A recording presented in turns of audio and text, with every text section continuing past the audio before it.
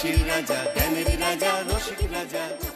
এখন থেকে গোপাল আর কৃষ্ণনগরের নয়, গোপাল মুর্শিদাবাদের। চড়ছে পাজা।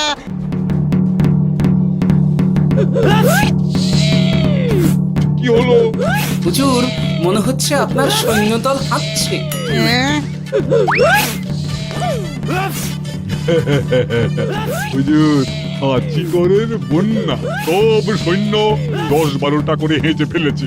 মানে প্রচুর মোহর হয়ে গেছে আর বাড়ছে বাড়ছে। আমার হাঁচি গোনার দল একটা হাঁচিও বাদ দেবে না। মোহর রাখার জন্য নতুন পোশাকখানা বানাতে হবে হুজুর। সর্দার, আমাদের হাঁচিগুলো কি খুলবো? হ্যাঁ, নিশ্চয়ই। একটা হাঁচিও যেন বাদ না পড়ে। চলুন হুজুর, আমরা এখানে দাঁড়িয়ে থেকে আর কি করব?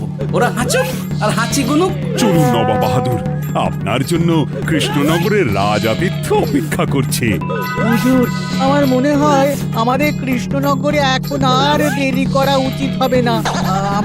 আমরা সোজা শহরের দিকে রওনা হয়ে যাই। শহরের ইংরেজদের শিক্ষা দিয়ে ফেরার পথে আমরা কৃষ্ণনগরের আতিথ্য গ্রহণ করব। সে কি মহারাজ, নবাবের মতো কর্তব্যপরায়ণ ইনসানকে তার কর্তব্য পালনে বাধা দেবেন না। আমরা ওনার শহর থেকে ফেরার অপেক্ষায় থাকব। ঠিক ঠিক, আমার এক্ষুনি শহরে যাওয়ার দরকার।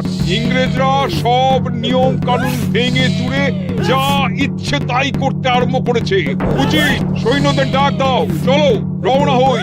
কিন্তু জাহাপনা, আপনার সৈন্যদের থেকে পাওনা মোহরগুলো এতক্ষণে যা হেঁচেছে, লাখখানেক মোহর তো হয়েই গেছে। ওটা আমরা নিজেদের মধ্যে বুঝে নেব। কিন্তু ওই করের 30% যে কৃষ্ণনগরের পাওনা। পেয়ে যাবে। শহর থেকে ফিরি আর একটা কথা, হাঁচি কর ব্যবস্থা এখন থেকে উঠে গেল।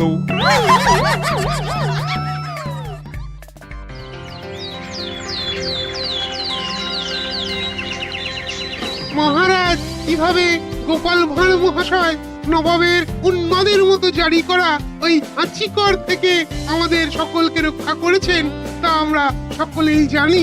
খাম্বাজের তরফ থেকে তাই গোপালকে সামান্য উপহার।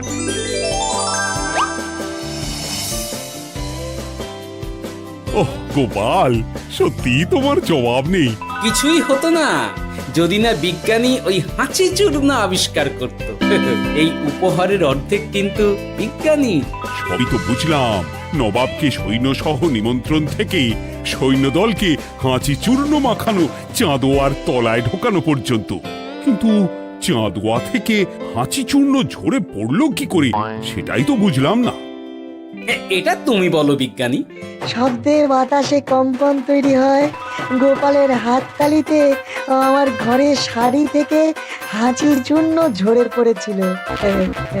এখানে চাঁদোয়া থেকে ঝরে পড়েছিল বাজনার শব্দে। কি ব্যাপার বিজ্ঞানী, তুমি এখন ছেলে খেলা করছো? হাঁচির ওষুধ হয়ে গেছে। হয়ে গেছে? মূল উপাদান তামাক, গোলমরিচ আর আলকুশির গুঁড়ো। কাজ হবে? হাততালি দাও। কাজ হলো। ব্যাপারটা কি হলো? ওই শাড়িটাতে হাঁচি চূর্ণ মাখানো আছে। তোমার হাততালির শব্দের কম্পনে ঝরে ঝরে পড়েছে। একবার নাকের কাছে এলে পিঁপড়ে থেকে পিশাচ হাঁচতেই হবে। হাঁচতেই হবে। নবাব যদি বাজনা বাজাতে না বলতো। আমাদের বাজনদাররা তৈরি ছিল মহারাজ। যাক, সবই ভালোই মিটে গেল। যার শেষ ভালো তার সব ভালো। ব্যাস, এখন শুধু একটাই কাজ বাকি। নবাবের কাছ থেকে করের 30% বাবদ পাওনা মোহর মুর্শিদাবাদে গিয়ে নবাবের কাছ থেকে তুমি নিয়ে আসবে। আচ্ছা মহারাজ।